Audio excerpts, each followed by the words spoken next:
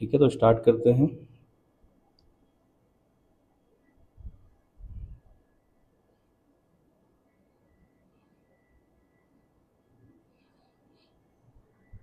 सबसे पहले डिस्कस कर लेते हैं कि इसमें किस किस टाइप के क्वेश्चंस एग्जाम में आते हैं। ठीक है, तो नंबर 1 सबसे पहले आता है दर्पण प्रतिबिंब पे आधारित क्वेश्चन।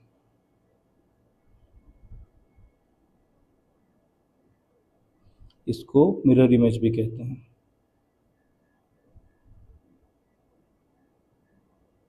ठीक है, और इसी के आसपास होते हैं जल प्रतिबिंब के आधारित क्वेश्चन।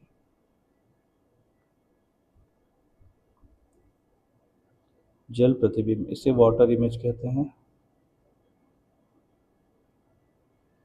ठीक है, इसके बाद आते हैं घड़ी की सुइयों की चाल पे आधारित क्वेश्चन।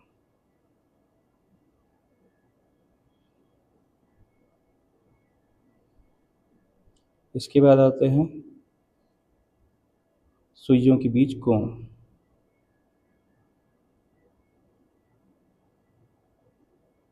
अच्छा, ये किस प्रकार के क्वेश्चन होते हैं? घड़ी की सुइयों के बीच कोण, आपको कोई भी समय दे देगा, जैसे पूछेगा 7:15 पे घड़ी की सुइयों के बीच कौन सा कोण बनेगा, इस प्रकार के क्वेश्चन।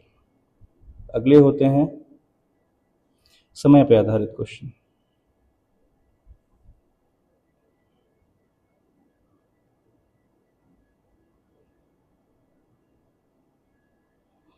ये कैसे क्वेश्चन होते हैं समय पे आधारित? ये होते हैं जैसे आपको समय बताना होगा किस समय घड़ी की सुइयों के बीच कौन सा कोण बनेगा। जैसे आपको दे देगा कि 90 डिग्री का कोण कौन से समय के बीच बनेगा, 3 से 4 के बीच में कितने कितने बजे बनेगा। ये आपको पूछ लेगा कि घड़ी की सुइयां 2 से 3 के बीच में कितने बजे एक साथ होंगे। ठीक है, इस प्रकार के क्वेश्चन। और अंत में आता है घड़ी की खराबी पे आधारित क्वेश्चन। ठीक है, इसमें किस प्रकार के क्वेश्चन होंगे, क्योंकि जैसे घड़ी खराब हो गई है, ये फास्ट चलने लगी है, तो 24 घंटे में कितना फास्ट है, कितनी स्लो हो जाएगी। ठीक है, तो ये हो गया हमारा बेस। अब हम स्टार्ट करते हैं दर्पण प्रतिबिंब।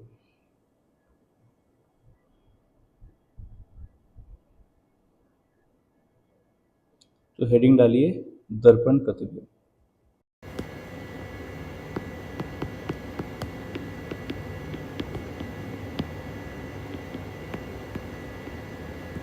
दर्पण प्रतिबिंब क्या होता है?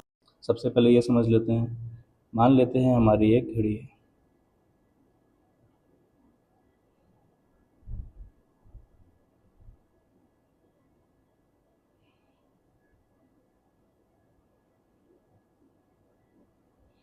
अच्छा, एग्जाम में जब आपसे दर्पण प्रतिबिंब की क्वेश्चन आएंगे, अगर घड़ी ये बनी हुई आपको आएगी, तो ये नंबर की जगह वहाँ पे आपको डॉट्स मिलेंगे। ठीक है, ये समझने में आसानी हो इसलिए हम यहाँ पे नंबर्स यूज़ कर रहे हैं। ठीक है, मान लो आपको समय दिया है 4:40। ठीक है, 4:40 कुछ ऐसा दिखेगा, है ना। ये वाली सुई जो होगी ये 4 और 5 के बीच में होगी। घंटे वाली सुई और मिनट वाली सुई एग्जैक्टली 8 पे होगी। तो आपको पूछेगा कि बताओ अगर दर्पण में ये समय हम देखते हैं तो कितना समय बताएगा। ठीक है, थोड़ा समझने की कोशिश करते हैं दर्पण प्रतिबिंब होता क्या है।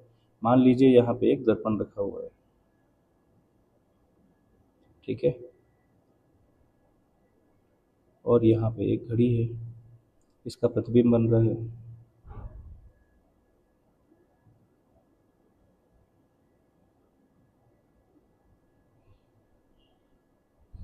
ठीक है, अच्छा यहाँ समय तो उल्टा होगा, राइट।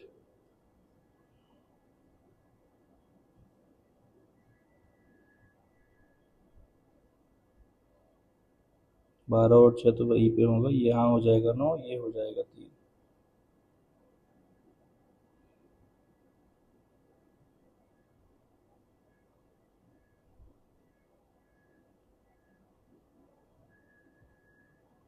ठीक है, तो जो 4 और 5 के बीच में, यहाँ 4 और 5 के बीच में ऐसा दिखेगा, है कि नहीं। और ये वाला समय इस पे दिखेगा ऐसा। ठीक है, और नंबर्स अगर यहाँ पे वही वाले हों जो ओरिजिनल घड़ी में है, तो क्या होगा?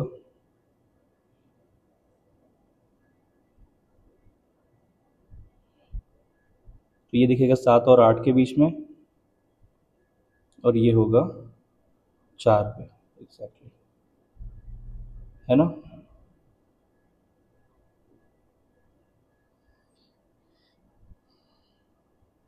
कुछ कुछ ऐसा दिखेगा। तो ये दिख रहा है 7 और 8 के बीच में, मतलब 7:20 जैसा हमें दिखाई देगा। तो कुछ ऐसा दिखता है दर्पण में,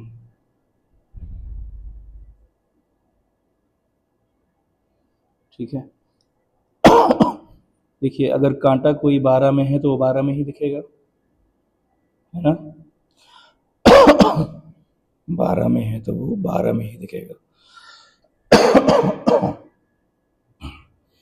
और अगर कांटा 11 में है तो वो कहाँ पे दिखेगा? 1 में दिखेगा। 11 का दिखेगा 1 में, 10 का दिखेगा किस में? 2 में दिखेगा। 10 का दिखेगा 2 में, और 2 का 10 में। 9 का दिखेगा 3 में, और 3 का 9 में।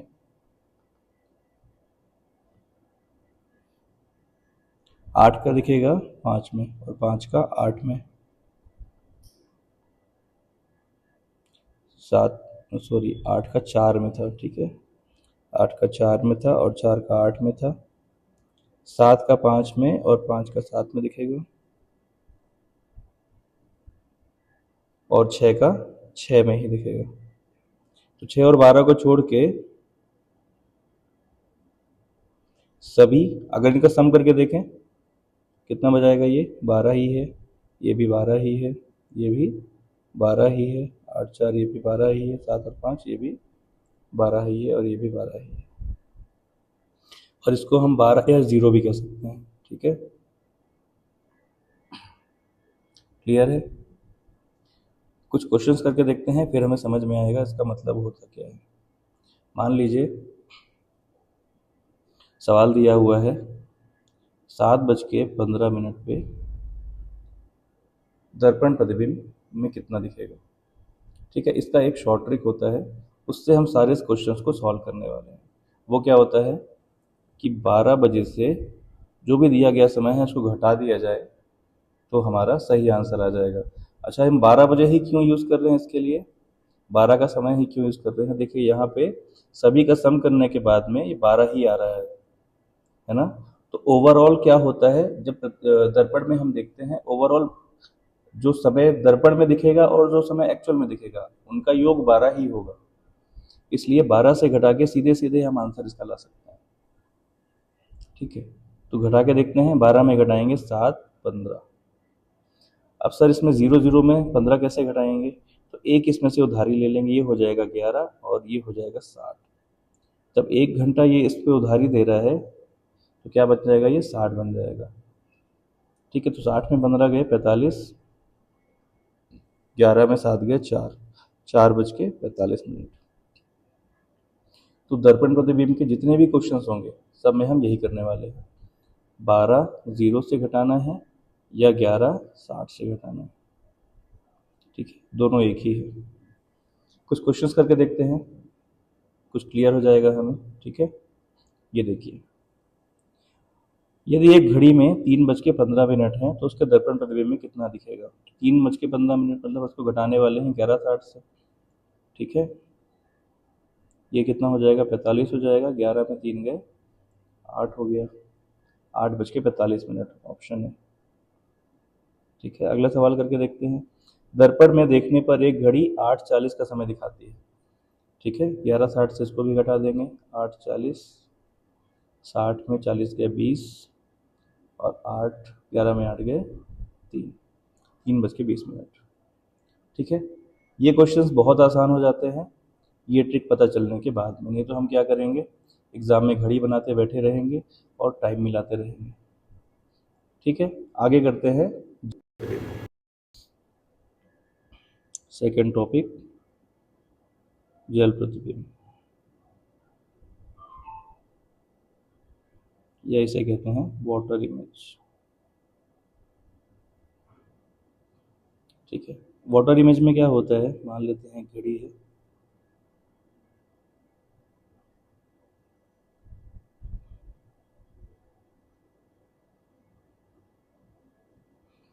ठीक है। दर्पण प्रतिबिंब में हम क्या कर रहे थे, इसे 20 से इस प्रकार से बांट रहे थे, ठीक है। लेकिन जल प्रतिबिंब में ऐसा नहीं है, होता है जल प्रतिबिंब में जब हम देखते हैं वो हॉरिजॉन्टल बढ़ता है, वर्टिकल नहीं, ठीक है, इस प्रकार से बढ़ता है वो, ठीक है।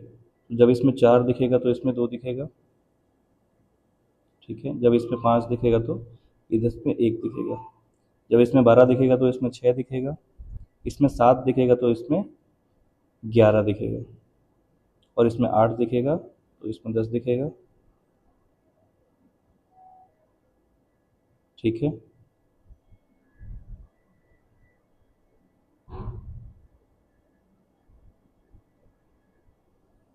तो इसको हम लिख लेते हैं, 2 का दिखेगा 4 और 4 का 2, 1 का दिखेगा 5 और 5 का 1,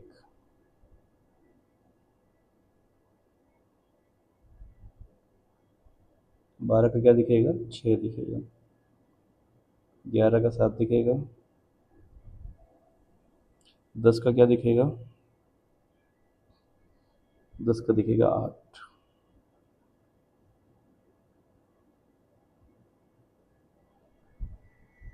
ठीक है। इसका भी एक ट्रिक होता है, ट्रिक से ही इसको भी सीधा देखते हैं, ठीक है। जब भी जल प्रतिबिंब का क्वेश्चन आता है, मान लीजिए पूछ रहे हैं 7:25 में जल प्रतिबिंब में कितना समय दिखेगा, जल प्रतिबिंब में हम घटाते हैं 18:30 से, ठीक है। और अगर मिनट का समय 30 से अधिक दिया हुआ है तो हम घटाएंगे इसे 17:90 से। सर एक प्रॉब्लम और भी तो हो सकती है, अगर हमें सेकंड में भी दिया हुआ है तो हम क्या करेंगे। देखो जैसे दर्पण प्रतिबिंब की हम बात कर रहे थे, इसे हम घटा रहे थे 11:60 से, है ना। लेकिन अगर सेकंड में भी दिया हुआ है तो क्या हो जाएगा, 11:59:60 से घटाएंगे इसको, 11:59 और 60 सेकेंड, अगर सेकंड भी दिया हुआ है। इसमें भी ऐसा ही है, ठीक है।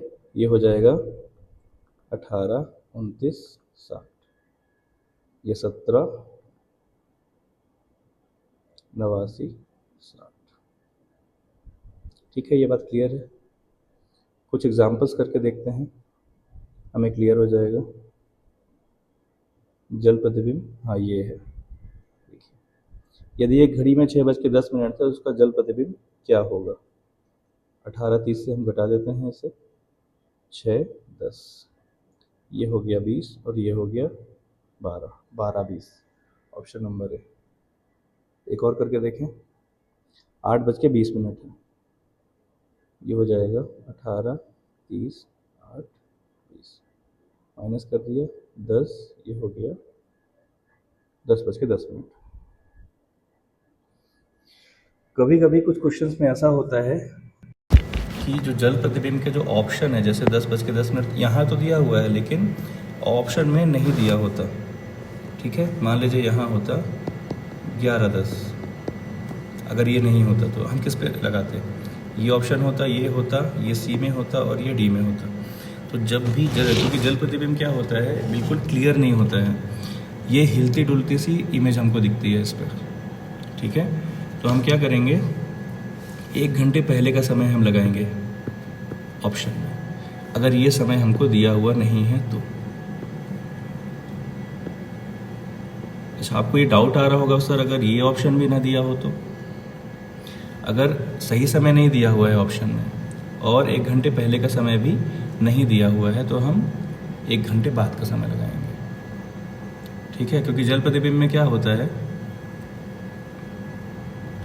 कि इमेज जो हमको दिख रही है वो कभी 7 में दिखती है, 8 में दिखती है और 7 की जगह कभी कभी 6 में भी दिख सकती है। तो 1 घंटे सबसे पहले तो सही समय जो हमारा इस, है ना, इससे इस तरीके से आ रहा है वो हम लगाने की कोशिश करेंगे। अगर वो ऑप्शन में नहीं है तो हम 1 घंटे पहले का ऑप्शन लगाएंगे, और अगर वो भी ऑप्शन में नहीं है तो 1 घंटे बाद का लगाएंगे, ठीक है, सभी को क्लियर है? आगे बढ़े। तो अगला टॉपिक है घड़ी की सुइयों की चाल पर आधारित प्रश्न।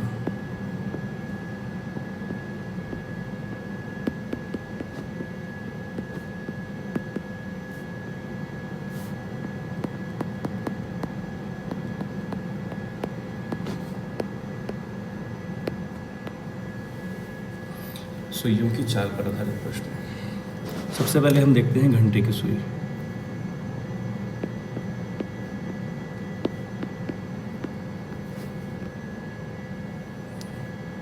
अच्छा, घंटे की सुई एक चक्कर पूरा कब करती है? कितनी देर में एक चक्कर पूरा हो जाता है घंटे की सुई का? अगर हम देखें तो 12 घंटे में पूरा हो जाता है, ठीक है ना। 12 से जब वापस 12 में आती है तो 1 घंटे पूरे हो जाते हैं, मतलब एक चक्कर पूरा हो जाता है। अच्छा, एक चक्कर में कितना डिग्री वो चल लेती है घंटे की सुई? देखा जाए तो 12 घंटे में हम कहेंगे 360 डिग्री चल लेती है कि नहीं? तो 12 घंटे में 360 डिग्री चल लेती है, एक घंटे में कितना चलेगी? सर, एक घंटे में हम डिवाइड कर देंगे 12 से। 360 में 12 का भाग दे दिया, 12 दिया 36। तो एक घंटे में जो घंटे की सुई है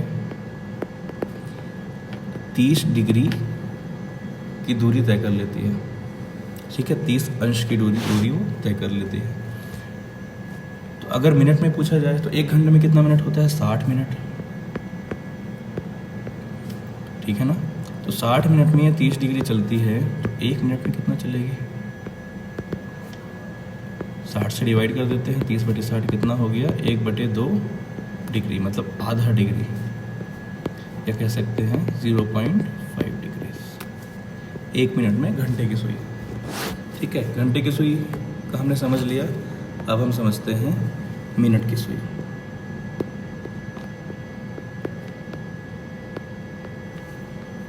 ठीक है,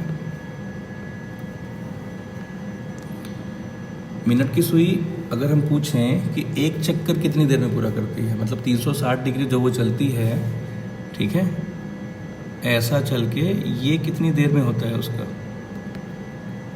अगर 2 बजे की बात करें या 12 बजे की बात करें, है ना, तो 1 बजे वापस वहीं पे आ जाती है, मतलब 1 घंटे में ये पूरा कर लेती है कि नहीं?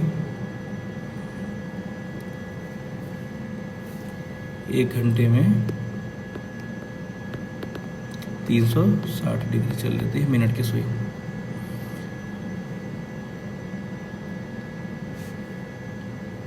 तो 1 मिनट की अगर बात करें, 60 मिनट, 1 घंटे मतलब 60 मिनट, 360 ही चलेगी। 1 मिनट में कितना हो जाएगा? 360/60 कितना हो गया? 6 डिग्री। कितना? 6 डिग्री। 1 मिनट में जो मिनट की सुई है वो 6 डिग्री चल लेती है। तो 1 सेकंड में कितना हो जाएगा? ये 60 सेकंड की बात हो रही है, 60 सेकंड में 6 डिग्री, तो 1 सेकंड में कितना चलेगी ये? 6/60, ये हो जाएगा 1/10 डिग्री। ठीक है, सभी को क्लियर है? यहाँ क्लियर सफा से दिख नहीं रहा है तो इसको अलग से लिख लेते हैं। ये हो जाएगा 1 सेकंड में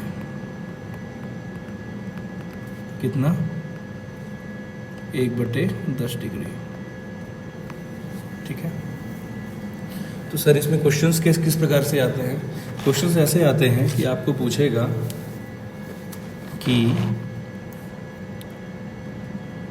दोपहर में 12 बजे से, ठीक है, शाम को 5 बजे तक घंटे की सुई कितनी दूरी तय कर लेगी? दोपहर 12 बजे से शाम 5 बजे तक कितने घंटे हो गए? 12 से 5 घंटे हो गए। ठीक है, 1 घंटे में हम जानते हैं घंटे की सुई कितना चलती है? 6 डिग्री चलती है। 1 घंटे में 6 डिग्री, 30 डिग्री चलती है ना। 1 घंटे में 30 डिग्री चलती है, तो 5 घंटे में कितना चलेगी?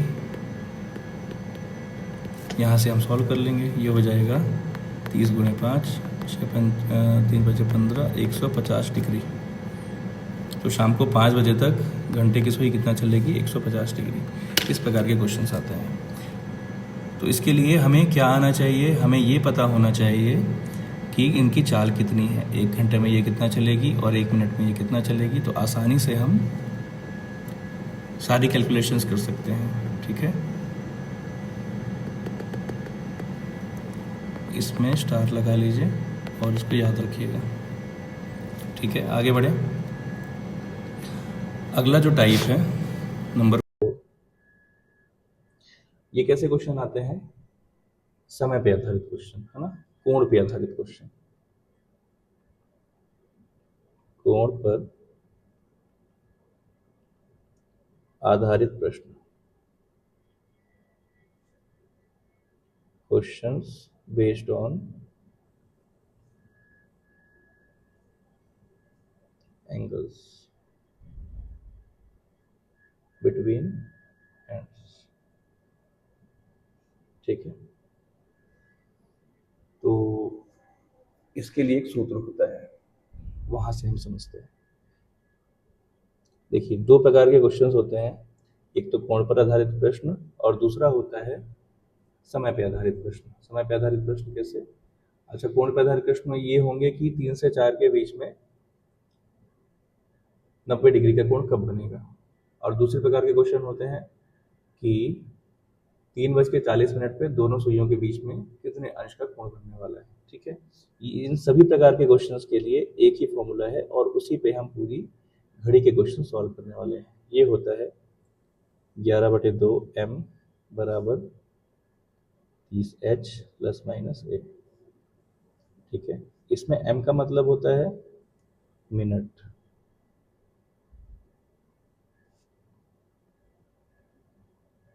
ठीक है, h का मतलब होता है घंटे। अगर 2 घंटों की बात चल रही है, ठीक है, जैसे पूछ रहा है 7 और 8 के बीच में 10 डिग्री का कोण कब बनेगा, तो अगर 2 घंटों की बात चल रही है, 7 से 8 की बात चल रही है, तो हम छोटा वाला जो समय है उसमें h का मान रखते हैं। ठीक है, छोटे वाले के लिए। और यहाँ सर प्लस माइनस a क्यों है? जैसे हम पूछ रहे हैं कि 3 से 4 के बीच में 90 डिग्री का कोण कब बनने वाला है, तो 90 एक बार हम प्लस में लेंगे, एक बार माइनस में लेंगे और इसमें रख के देखेंगे, दोनों बार अलग अलग वैल्यू आएगी। ठीक है, क्योंकि हम जानते हैं कि 90 डिग्री का जो कोण है वो 1 घंटे में 2 बार बनता है, हर घंटे। ठीक है, ये विशेष प्रकार के क्वेश्चंस होते हैं, इनको बाद में करेंगे, पहले हम सिंपल क्वेश्चंस करते हैं। तो कुछ क्वेश्चंस करके देखते हैं तो हमें ये समझ आ जाएगा। ठीक है,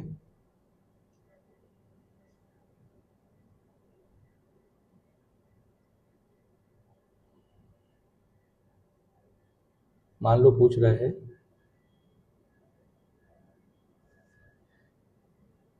9:36 पे घड़ी की दोनों सुइयों के बीच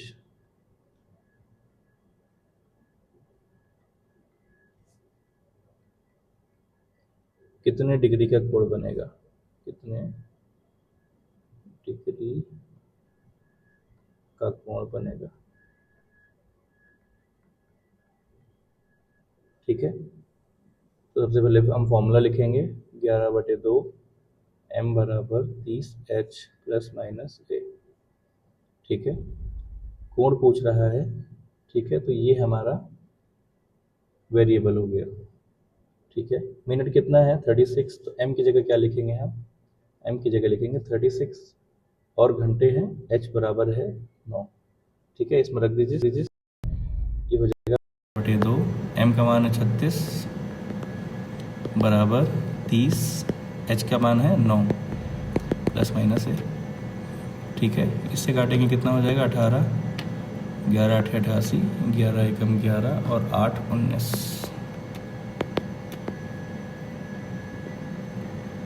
ये हो गया 270। ठीक है,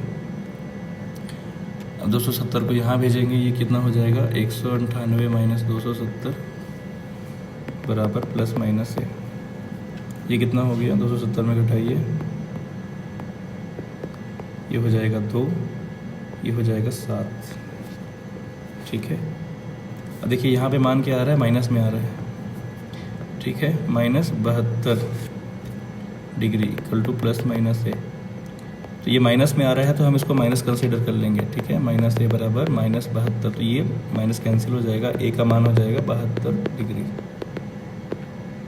ठीक है, अच्छा जब 9:36 होंगे, कैसा होता है 9:36 समझते हैं।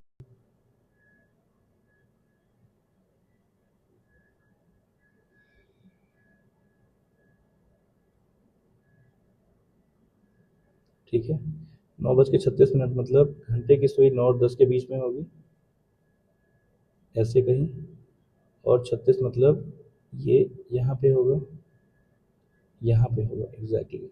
ठीक है,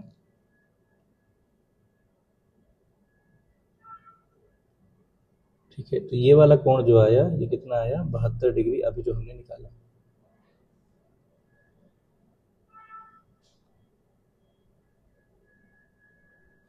ठीक है ना, ये वाला कोण है 72 डिग्री। सर इसी टाइम पे एक और कोण तो बन रहा है, ये बड़ा वाला, ये कितना होगा, ये कोण भी तो बन रहा है सेम टाइम पे। तो हम क्या करेंगे, 360 में से 72 को माइनस कर देंगे। ठीक है, कितना आ गया 288 डिग्री। ये कोण भी इसी समय पे बन रहे। तो अगर हमको ऑप्शन दिया हुआ है, ऑप्शन कैसे दिए हुए हैं, मान लीजिए ऑप्शन ए दिया हुआ है 72 डिग्री, ऑप्शन बी दिया हुआ है 288 डिग्री, ऑप्शन सी दिया हुआ है 115 डिग्री, और डी दिया हुआ है ए व बी दोनों। ठीक है, तो सही ऑप्शन होगा इसका डी, ए और बी दोनों। ठीक है, लगाएंगे, और अगर 72 नहीं दिया हुआ है तो हम 288 पे लगाएंगे। इसके लिए हमें दोनों कोण निकालने होंगे, 360 में से इसको घटाना पड़ेगा। ठीक है, कुछ और क्वेश्चंस कर लेते हैं।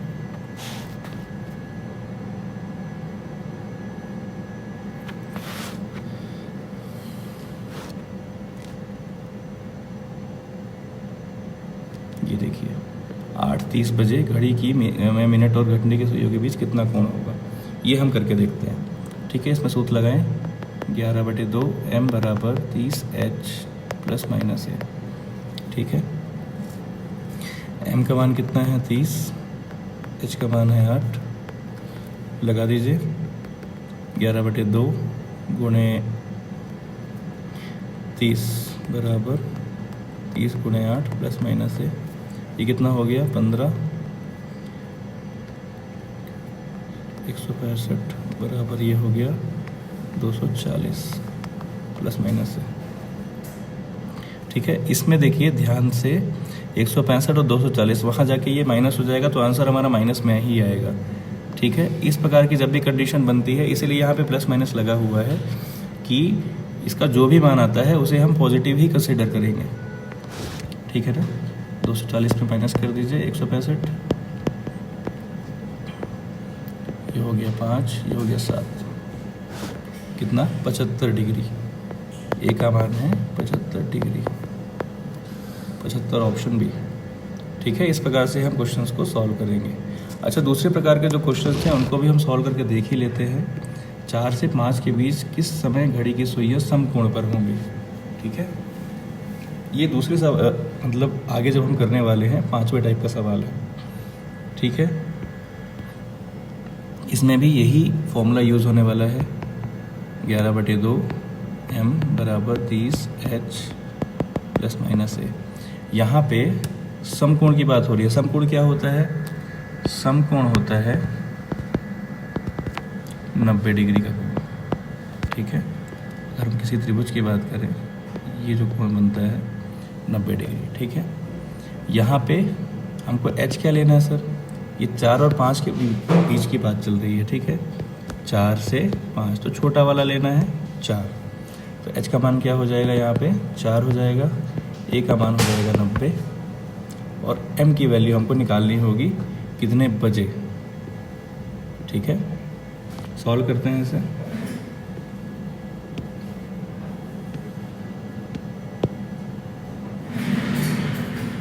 ठीक है, 11/2 m बराबर 30, h मतलब 4, 30 गुणे 4 प्लस माइनस 90, ये हो जाएगा 120 प्लस माइनस 90। सबसे पहले हम माइनस लेके चलते हैं। ठीक है, तो ये हो जाएगा 11/2 m बराबर 120 माइनस 90 कितना हो जाएगा,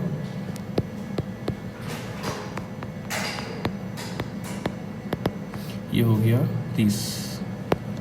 2 यहाँ पक्षांतर होगा तो इसमें गुणा हो जाएगा 2 का। ठीक है, तो क्या हो जाएगा 60 और 11 भाग हो जाएगा।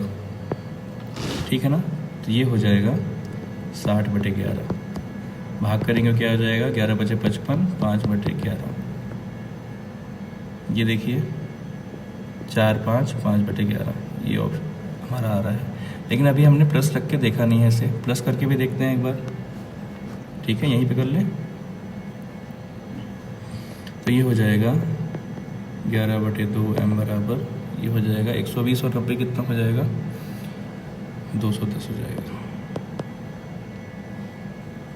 ठीक है, m कितना हो जाएगा 210 गुणे 2/11, ये हो गया 420/11। 1144 नहीं होगा, 4 बार में नहीं जाएगा, ये हो जाएगा 11 × 33,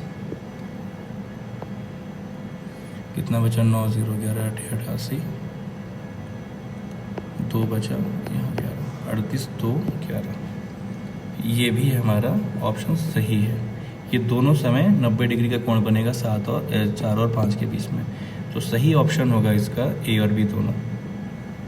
ठीक है, इसलिए एक बार हमें प्लस करके देखना होगा, एक बार हमें माइनस करके देखना होगा, दोनों करना होगा, उसके बाद ही हम किसी आंसर पे पहुंच सकते हैं। ठीक है, तो आज के लिए इतना ही करते हैं।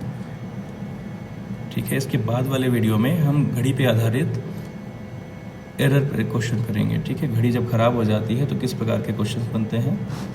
ठीक है, तो मिलते हैं अगली क्लास में, और आप लोग प्रैक्टिस करते रहिए। ठीक है, एग्ज़ाम तभी क्वालिफाई कर पाएंगे जब हम बार बार प्रैक्टिस करेंगे, नहीं तो हाँ ये सारे क्वेश्चन, सारे जो कंसेप्ट्स हैं हमारे दिमाग से निकल जाएंगे। अगली बार हम जब हम सवाल लगाने बैठेंगे तो हमें वो सॉल्व ही नहीं होगा, हमें फिर से अपने नोट्स उठा के देखने पड़ेंगे। तो ये प्रॉब्लम ना हो, एग्ज़ाम हॉल में जाके ये प्रॉब्लम ना हो, इसके लिए हमें बार बार सेम क्वेश्चंस रिपीट में सॉल्व करने होंगे ताकि हमें उसकी आदत हो जाए। ठीक है, तो